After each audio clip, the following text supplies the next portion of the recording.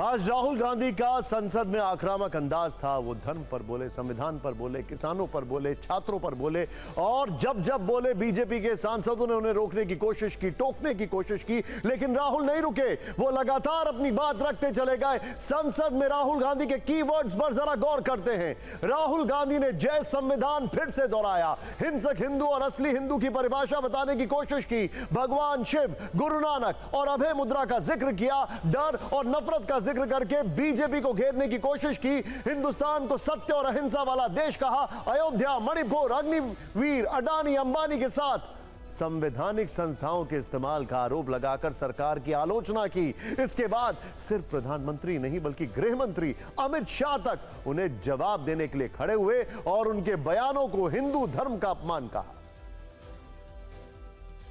हिंदू धर्म में साफ लिखा है, सत्य के साथ खड़ा होना चाहिए, सत्य से पीछे नहीं हटना चाहिए, सत्य से नहीं डरना चाहिए। अहिंसा हमारा प्रतीक है। अभय मुद्रा, ऐसे कीजिए, अभय मुद्रा। आप बात समझिए, ये इसलिए चिल्ला रहे हैं क्योंकि तीर जाके दिल में लगा है, दिल में जाके तीर लगा है। उनका वाक्य था, जो अपने आप को हिंदू कहते हैं वो हिंसा की बात करते हैं, हिंसा करते हैं। मान्यवर, इस देश में शायद इनको मालूम नहीं है, करोड़ों लोग अपने आप को गर्व से हिंदू कहते हैं, गर्व से हिंदू कहते हैं। क्या वो सभी लोग हिंसा की बात करते हैं, हिंसा करते हैं? हिंसा की भावना को किसी धर्म के साथ जोड़ना और इस सदन में और संवैधानिक पद पर बैठे हुए व्यक्ति ने, मैं मानता हूं मान्यवर, उन्होंने इसकी माफी मांगनी चाहिए।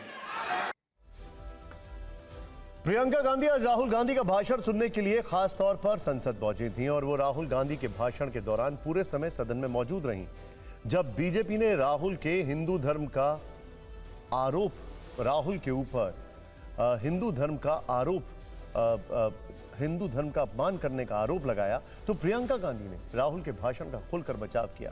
प्रियंका ने कहा कि राहुल गांधी ने कहीं से भी हिंदू धर्म का अपमान नहीं किया।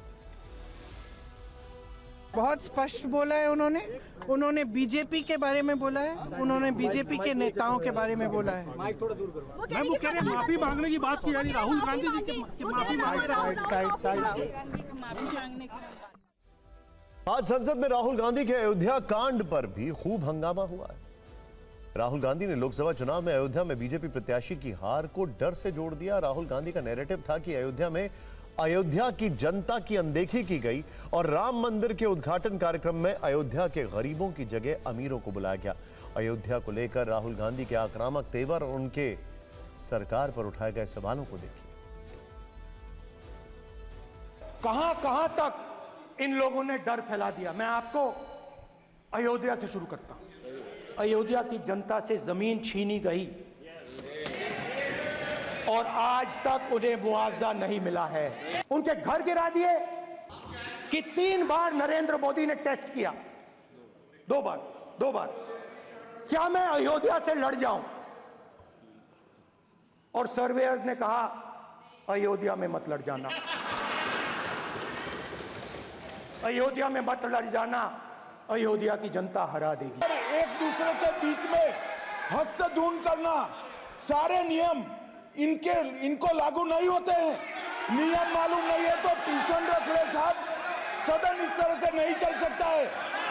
ये सदन, मेरा आपसे आग्रह है कि ये सदन ऑर्डर में रहना चाहिए, नियमों के अनुसार रहना चाहिए।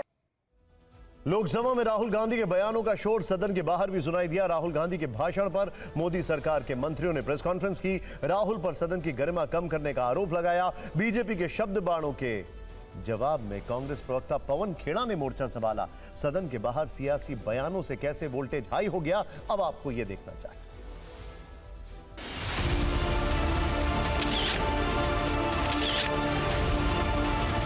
डिबेट का लेवल इस तरह गिर गया, हमने कभी देखा नहीं। और पहले सेशन में जिस तरीके से नए एमपीज को देखने को मिला, अब पार्लियामेंट्री डेमोक्रेसी का प्रोसीडिंग्स का एक स्टैंडर्ड होता है, पूरा गरिमा गिरा दिया श्रीमान राहुल गांधी ने। अच्छा लगा आज देखकर कि प्रधानमंत्री सदन में थे, और अच्छा लगा ये देख के कि प्रधानमंत्री को अपने आप को तकलीफ देते हुए 2 बार उठना पड़ा। प्रधानमंत्री जी, आपको ये समझ लेना चाहिए कि खुदा कभी कभी ऐसा जवाल देता है, उरूज तो देता है पर दिलों से निकाल देता है। अब आप लोगों के दिलों से निकल चुके हो।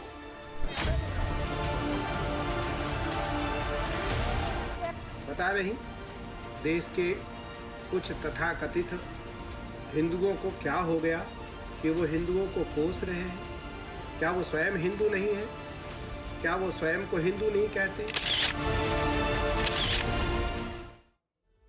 यहां आपको अभय मुद्रा के बारे में जरूरी जानकारियां भी दे देते हैं ताकि आप राहुल गांधी के डर वाले नैरेटिव के पीछे क्या पौराणिक संदर्भ समझ सकें। भगवान शिव की अभय मुद्रा का में उनका दायां हाथ उठा हुआ होता है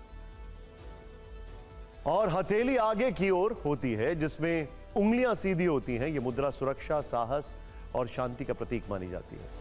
शिव पुराण और खास तौर पर रुद्र संहिता में इसका उल्लेख है। भागवत पुराण के विभिन्न स्थानों पर भगवान विष्णु और श्री कृष्ण की अभय मुद्रा का उल्लेख है। रामायण में भगवान राम की अभय मुद्रा का वर्णन मिलता है, जहां वे अपने भक्तों को आश्वस्त करते हैं और सुरक्षा का संदेश देते हैं। यह मुद्रा भक्तों को सुरक्षा और आत्मविश्वास प्रदान करने के लिए अपनाई जाती है। इसका उद्देश्य भय को दूर करना और सुरक्षा का आश्वासन देना है। गुरु नानक की अभय मुद्रा भी उनके दाएं हाथ को उठाकर हथेली को आगे की ओर करके दिखाया जाता है। यह मुद्रा उनकी करुणा, आशीर्वाद और शांति का प्रतीक है। इसका उद्देश्य भक्तों को यह विश्वास दिलाना है कि वे सुरक्षित हैं और किसी भी प्रकार के संकट में नहीं फंसेंगे। जैन ग्रंथ तत्वार्थ सूत्र में जैन तीर्थकारों की अभय मुद्रा का उल्लेख है, जो शांति, अहिंसा और सुरक्षा का प्रतीक है। बौद्ध ग्रंथ सुत्त पिटक में भगवान बुद्ध की अभय मुद्रा का उल्लेख है, जिसमें वे अपने अनुयायियों को भयमुक्त करते हैं और शांति का संदेश देते हैं।